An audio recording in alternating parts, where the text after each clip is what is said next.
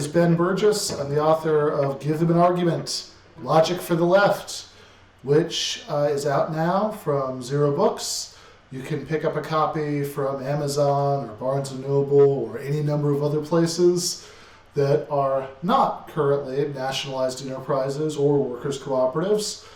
We're working on that, but whether we should be and how we should be was the subject of a debate that I just did with a couple weeks ago with Gene Epstein of Soho Forum fame, who is a libertarian, who's interested in Austrian economics, and he was arguing for the resolution. This was a sort of semi-Oxford style debate, although we did it on Dave Smith's Part of the Problem podcast. And the resolution which he was arguing for and I was arguing against was that democratic socialists should exclusively devote our energies to promoting networks of worker-directed enterprises within capitalism, because this is the only way of pursuing democratic socialist goals that doesn't violate human freedom. Gene, you may remember from a previous video, was the guy who said that the fact that I'm on record as being a big fan of Bilbo's Pizza in a Pan, a regular capitalist business, pizza place in Kalamazoo, Michigan, he sort of seemed to suggest that this is somehow inconsistent with socialist politics. He said at one point that I should hate these guys who own the place for being capitalist pigs. I explained in that previous video why that's kind of missing the point about the difference between a left-wing structural critique of an economic system and a negative moral judgment on any individual who participates in that system. But it also came up a little bit here, since he kind of did a little callback to it at one point in the debate. He said that he wasn't saying I should judge them as individuals, but he was saying I should judge it, as an enterprise, although he did say in the original clip, capitalist pigs, but whatever. So here's the response that I had to that in the debate. You seem to think I believe you should disapprove of the people who own Bilbo's, but I was trying to make a different point. What I meant is that I thought you might disapprove of Bilbo's as an institution. How lucky you are that you were born into a capitalist society, not because capitalism is particularly great. If I thought that, this would be a very boring debate. But because the version of Gene Epstein who was born into a socialist society, like the one that Bhaskar describes in the first chapter of the Socialist Manifesto, would have a serious problem. Because all of the restaurants that he could go to, all of the used bookstores he could shop at, etc., would embody a structure that he would have a problem with. Now, he wouldn't have a problem with it because the workers were running it. I understand that, right? That's the core of your point here. But he would have a problem with it because it was based on being propped up by these nationalized banks, by what he would regard as theft. And so he would think this is an unjust social structure, which would mean apparently that if he liked any pizza places, if he enjoyed browsing the books at any used bookstore, that he would be a terrible hypocrite.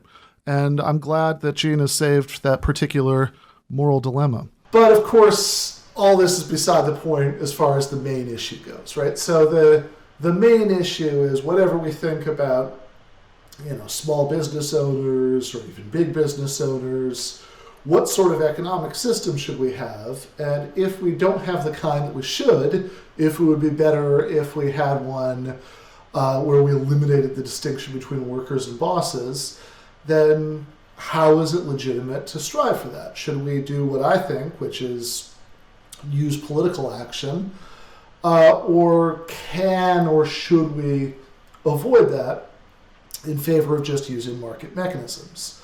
Now, I will say that I did initially misinterpret Gene's proposal as being one for starting up new businesses that are co-ops for the ground floor.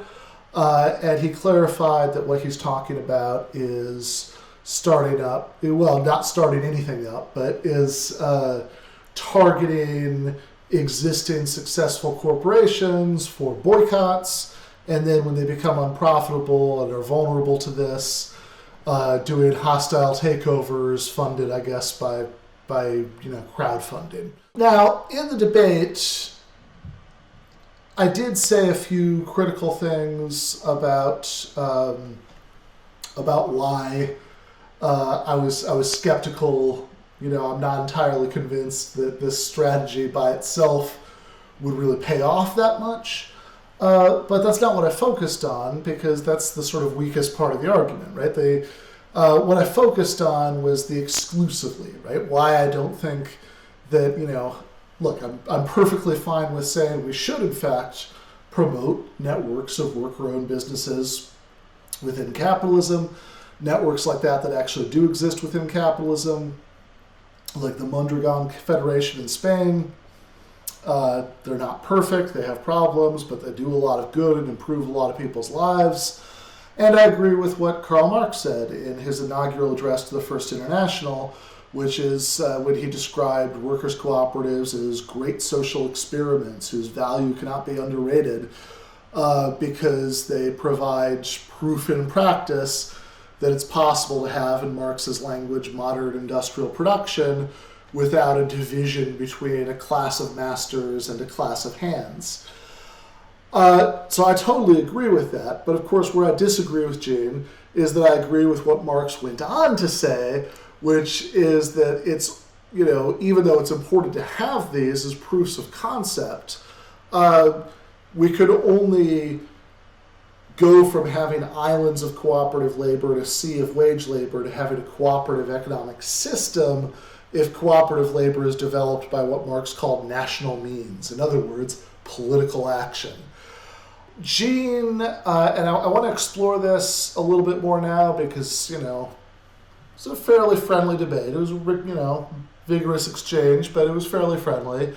And as have been most of my interactions with him since, but on Twitter, he'd said that I was ducking some of his points about the competitive advantages that he believes that co-ops would have over traditional capitalist firms. So I think that it's worth sort of pausing here to explain, and some of these points I made during the debate, some of them I left unsaid. One of his major arguments was that in order to affect the kind of political action that people like me want to transition to a democratic socialist economy, well, for that, he says, you need to get a majority of the population on your side, whereas for a boycott that was effective enough to make targeted firms unprofitable, you'd only need, whatever he said, 15%, 20% of customers. But I think there are a couple of immediate problems with this. One of them, and this is a point I made during the debate, is that the history of boycotts as a political strategy is a lot more uneven than we sometimes like to think when we're looking back on it. And particularly the history of geographically diffuse boycotts organized over the internet with absolutely nothing except for ideological fervor to motivate them. That's pretty bad, right? That's not a track record of glorious success. So if you look at history's most successful boycotts, like classic examples of successful boycotts, like the Montgomery bus boycott, you're talking about geographically concentrated groups where people can sort of police each other's behavior because they can see each other breaking the boycott. In fact, we often think of this as a purely nonviolent tactic, but real history is more complicated than that. If you watch the Montgomery bus boycott episode of the classic civil rights documentary Eyes on the Prize, you'll see some reminiscing in there about at least mild acts of violence, right? When people from the black community in Montgomery did break the boycott on downtown businesses, that was done as part of the series of events we think of collectively as the bus boycott. then activists would, grab the shopping bags out of their hands and throw them on the floor, and etc. And that's the kind of pressure that made that really effective. So that's one thing, that, just the idea that the more geographically diffuse, internet organized, honor system kind of boycott is going to be as effective as that is shakier than we might think. Second, let's assume that it is that effective. Gene's point still doesn't follow. So you don't just need that 15 to 20% or whatever, because that assumes that the other 80 to 85% are just indifferent. And of course you can't assume that. So to keep this grounded in the real world, which is what I think we really need to do here rather than just wildly speculated, you think about recent examples of boycotts and counter boycotts and all of that stuff. Like the gay rights-related boycott of Chickfila, which in turn led another massive group of the population to make a big point of mass patronizing Chickfila to try to undo the effects of the boycott. So it's not that, you only need this small group to do it. You don't need a majority like you would for political action. You still need a majority, or at least more of the population than the other group that might be ideologically horrified, at the creeping communism of an increasing amount of the economy being gobbled up by this network of workers' cooperatives, and who would of course respond to that by exclusively patronizing the businesses that were being boycotted. And then of course, let's say you did convince more people than the opposition. So there were really effective attempts that were really taking a big bite out of the economy to target firms, boycotts with the explicit goal of making them unprofitable so they could be assimilated through hostile takeovers within the rules of capitalism into networks of worker-owned businesses.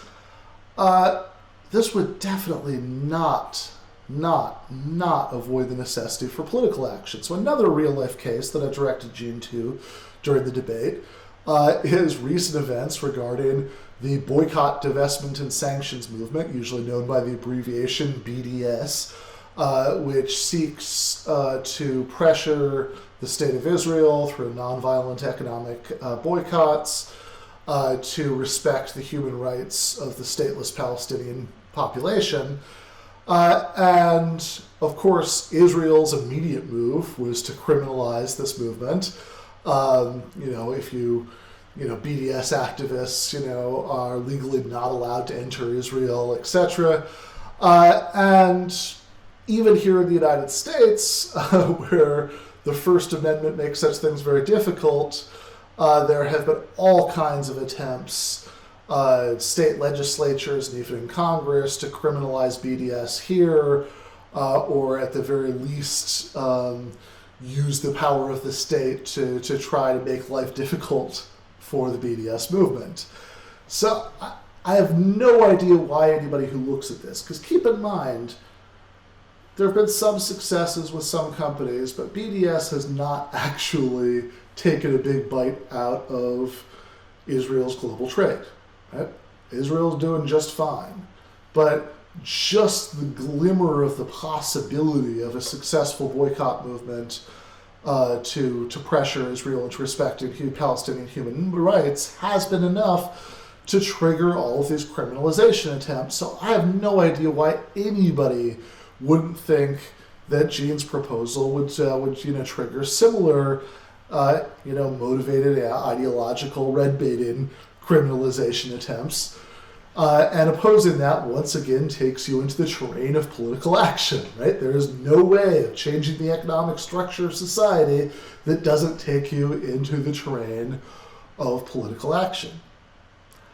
But let's assume, just for fun, that you didn't have to, engage in the sort of mass persuasion of a bigger group of people than your ideological enemies, that you could avoid political, having to engage in at least defensive political action, that geographically diffuse, purely ideological boycotts are the most effective tactic ever, even making all of these extremely generous and frankly implausible assumptions, then we still have a problem here, which is, let's say this movement has in fact successfully made targeted firms unprofitable.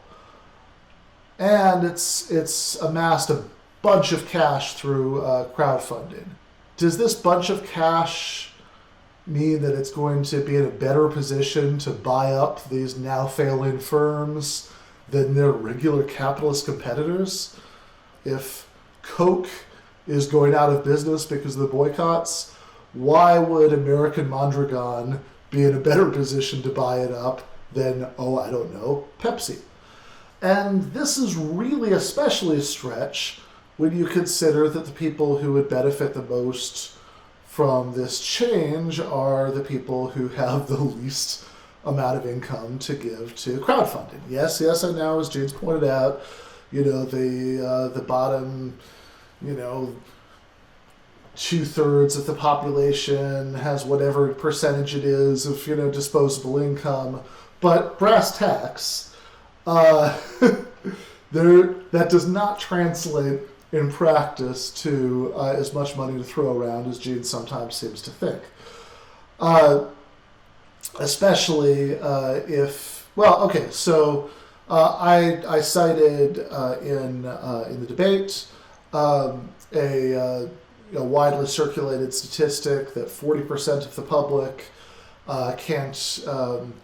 wouldn't be able to afford an emergency expense.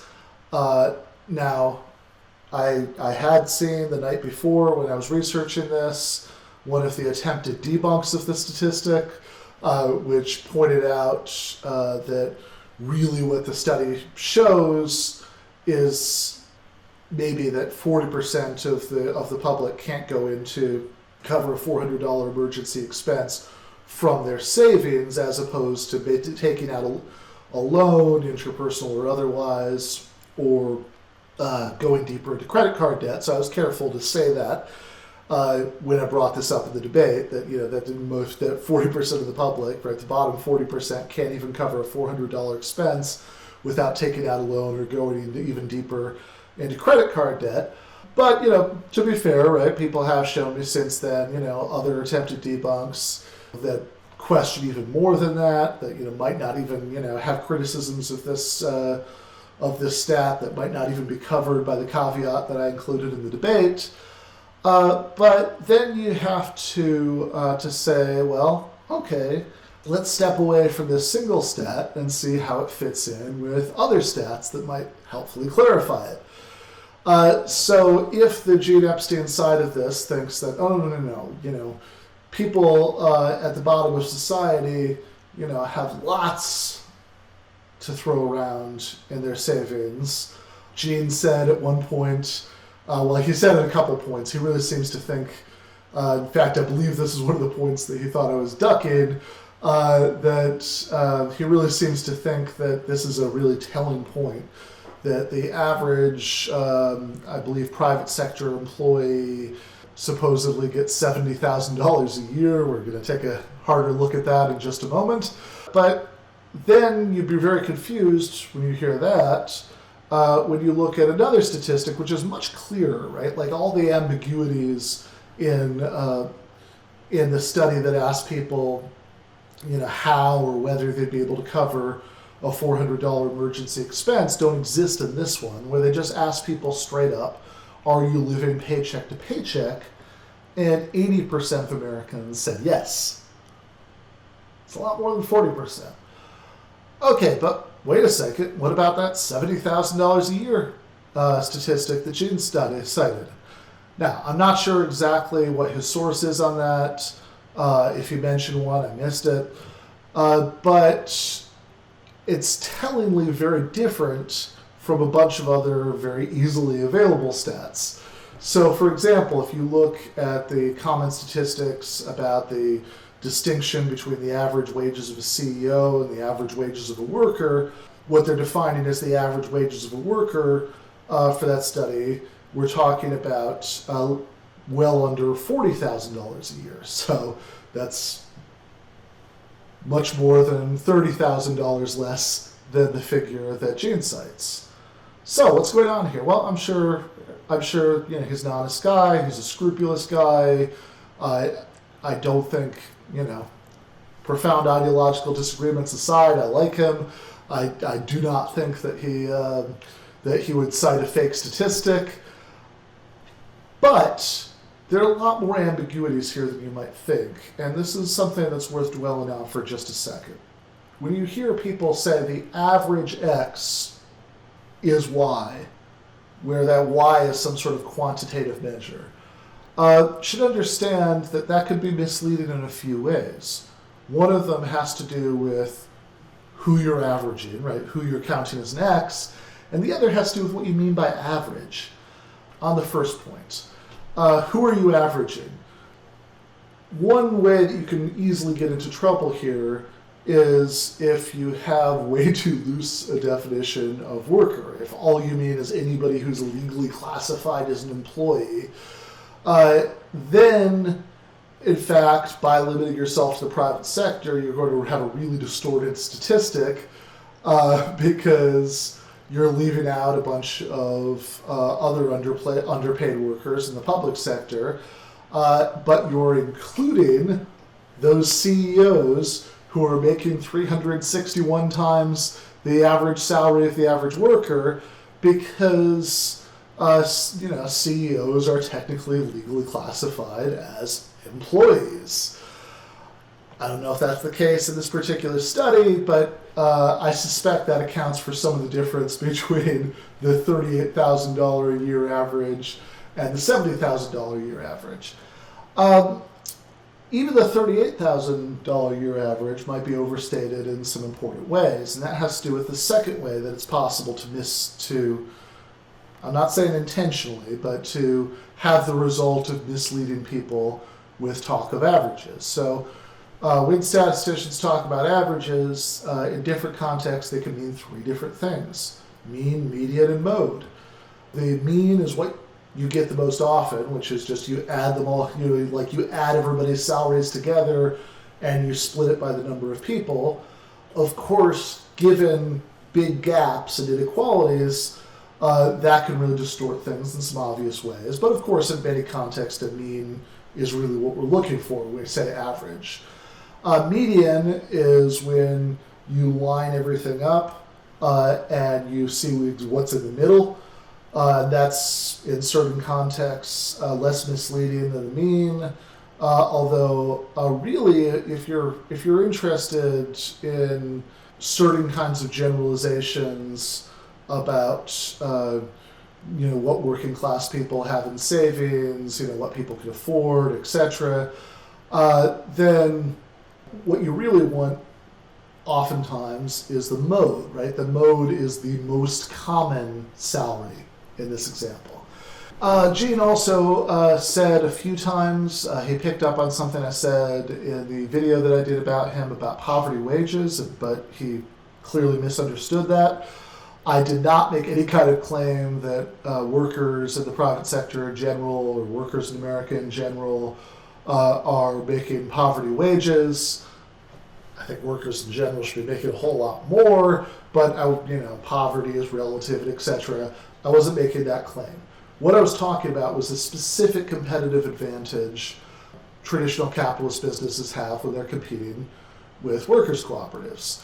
And that specific competitive advantage is that they can expand more rapidly, and one of the reasons they can expand more rapidly is that in certain situations, and I'm not saying this is all the time, everywhere, every business, most businesses, anything like that, but when a business is trying to expand rapidly, one way to get revenue to pour into expansion is to keep down wages, and that's a strategy that's just obviously not going to be open in the same way to a workers' cooperative. Workers could vote to keep down their wages in order to rapidly expand, but they're a whole lot less likely to make that decision than outside owners are, because they're the ones who have to actually try to live on the low wages. That was the point. And this brings me to something else that Gene seems to have misunderstood, judging by his subsequent tweets, which was the analogy that I made about the structure of the argument, which is also an important point, right? So oftentimes when people who aren't very used to arguments from analogy hear you making an analogy about something specific, right? X is like Y in respect Z, they think you're saying that X and Y are like each other in every way, right? Not the case.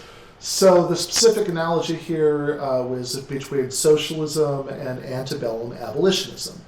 So what I said was that the structure of the argument, and the reason I said this was to clarify what I was and wasn't claiming, but the structure of the argument between me and Gene was similar to an argument you could imagine between an antebellum abolitionist who wanted to use the power of the state to free the slaves, and an antebellum Gene Epstein who could say, well, I agree with you that it'd be better if we didn't have slavery, but now let's not use the iron fist of the state to do this.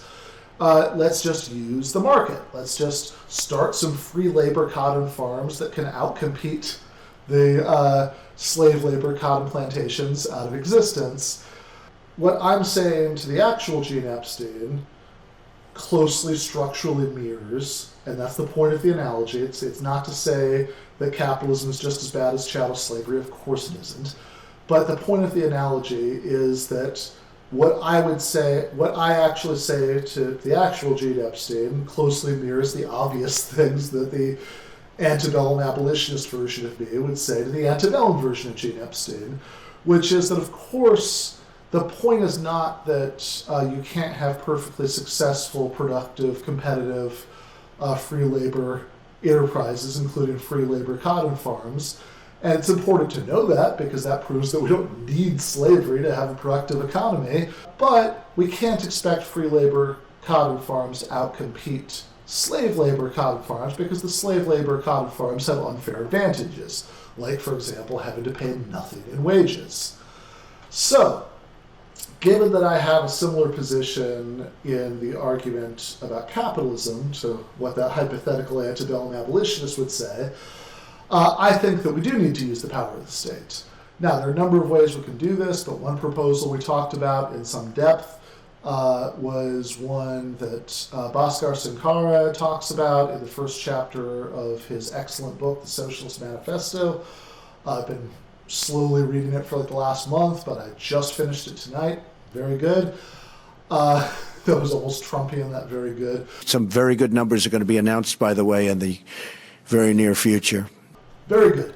But in any case, what Bhaskar talks about in the book is that as part of a transition to a more democratic economy, we could nationalize the big banks, and that these new public banks could, as a matter of public policy, give out business loans to fledgling cooperatives and not fledgling hierarchical businesses. Gene thought that this would give the state so much power in determining how the economy ran because of these decisions about which kinds of businesses would get starter loans, that this would essentially be poisonous to the sort of pluralistic society that we get through the market, and that this goes to his case for why doing things like the Bhaskar Sankara nationalized banks, giving out loans to workers' cooperatives proposal aren't consistent with his vision of human liberty.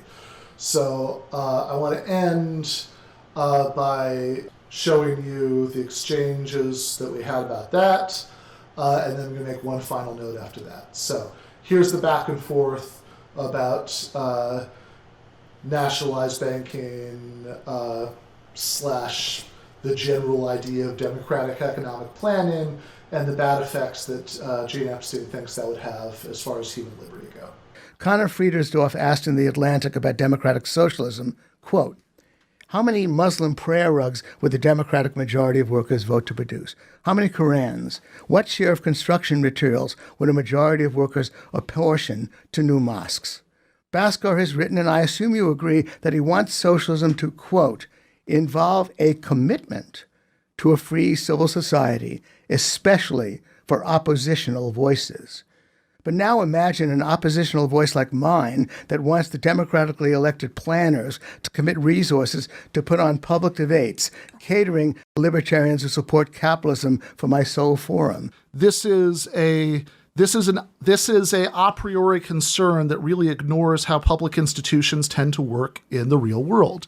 If we lived in a society where there were no laws about what buildings you could put here, you could raise structurally identical worries about democratically empowering cities to pass zoning laws and institute zoning boards. And fair enough, sometimes cities do try to use those things to stop the construction of mosques, etc. However, overall, we live in a society with both democratic zoning and lots of mosques, lots of vegan restaurants, etc. Also, it's worth noting that in the society that we actually live in the real world, the only thing that brought down the whites-only signs from privately owned restaurants around, vast swathes of this country was a heavy dose of statist coercion via the Civil Rights Act of 1964. So I think that the track record of democratic statism is pretty good here, and I'd need a much better reason to think that public institutions in a hypothetical future, socialist future, would have this problem that seems to be notably absent from the public institutions of the present. With respect to the idea of human liberty, you seem to agree that a necessary component of human liberty is the right to build mosques and get access to financing to do so. You seem to agree that a necessary aspect of human liberty is the right to publish books, to own printing presses, to acquire the funds to do so, to run the Soul Forum, to run part of the problem. I will tell you a brief story. During the Vietnam War, as you probably know, the government was pretty aggressively trying to harass types like Noam Chomsky or others, or Howard Zinn, others who were writing books about the Vietnam War. But if there were at that time a democratic socialist society, with most people, by the way, most of the time supporting that war until it began to really fail toward the waning years, do you really think that Chomsky would be published other than as a sort of underground samostat a la the Soviet Union? Yep. Do you really? Well, excuse me, you really do. Well, then I can only say that you are expressing unfortunate naivete about the power and abuses of government. Notice, too, some other levers of power that you might think that they would have had. So one thing that Chomsky, maybe some people might think it's hypocritical. I think he just thinks it's kind of funny. But one thing to notice about Chomsky is that he spent most of his career teaching at MIT, where, as he often says, he's essentially financed by the Pentagon. Because MIT gets so much of their money from Defense Department contracts. So, man, wouldn't that be, I don't know exactly when he started the job, but if it wasn't during the Vietnam era, although I think he already had his linguistics job at MIT during the Vietnam era, but certainly in the 80s when he was making a lot of trouble about Reagan's covert wars and, in Central America. Man, why didn't the state just use that direct lever of power, say, hey, MIT, no more defense contracts until you fire this Chomsky guy? Well, they didn't, for the same reason that they couldn't stop private publishers, which is that there are constitutional barriers to doing this. And this is the same reason why in the era that you're talking about, the Vietnam era, then Governor of California, Ronald Reagan, tried to fire Angela Davis for being a member of the same political party as your mother. And he was unsuccessful in doing so, even though she worked, in fact, not even though, but because she worked for the University of California, a public university system, because as an employee of the University of California, she is a public employee, and public employees enjoy constitutional protections against being fired for their political opinions that private employees generally do not. Employees of private companies are fired for expressing political opinion all the time. So last thing I want to say before I go is that Dave Smith, the host of Part of the Problem, who I have debated about libertarianism before, obviously has a position on these issues that's not mine, but he did an excellent job as a fair moderator for the debate that I had with Gene Epstein. And he even threw in a joke at the beginning that Zero Books readers, and certainly anybody who followed me over here from the Michael Brooks Show, are likely to appreciate. Here's that. Camera, there we go. Here's the copy that Ben just inscribed for me. I haven't yet read the inscription. I'll read it later. And that is a picture of Ben Shapiro on the cover there. Actually, bigger than life size. Ben Shapiro. Right, it's right. actually 2 inches taller than real Ben Shapiro. Now, of course, I said that you people would appreciate that joke. I, of course, certainly disapprove of it. But it does remind me of something. So this was a very nice, polite debate that I had with Gene Epstein. So how about you, Mr. Shapiro? What do you say?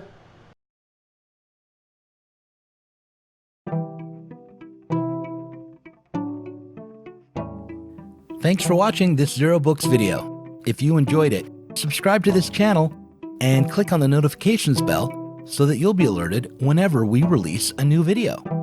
You should also consider supporting us on Patreon. Our patrons get access to our Inside Zero Books podcast every week and can get access to the Zero Books Book Club and help us to continue making online content from the left.